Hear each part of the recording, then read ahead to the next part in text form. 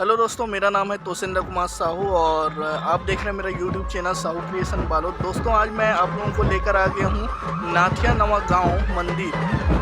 जी हाँ दोस्तों, नाथिया नवा गाँव मंदिर जो है कांकेर ज़िला में है। और नाथिया नवा गाँव से जो प्रवेश द्वार है वहाँ से हम लोग इंटर कर चुके हैं और आपको मैं मंदिर का पूरा भ्रमण कराने वाला हूँ, तो वीडियो में अंत तक बने रहें। और अगर आप हमारे चैनल पर नए हैं तो हमारे चैनल को आप सब्सक्राइब कर लें और हमारा वीडियो पसंद आए तो वीडियो को लाइक करें, कमेंट करें और शेयर करना बिल्कुल भी ना भूलें। तो चलिए दोस्तों, मैं आपको ले चलता हूँ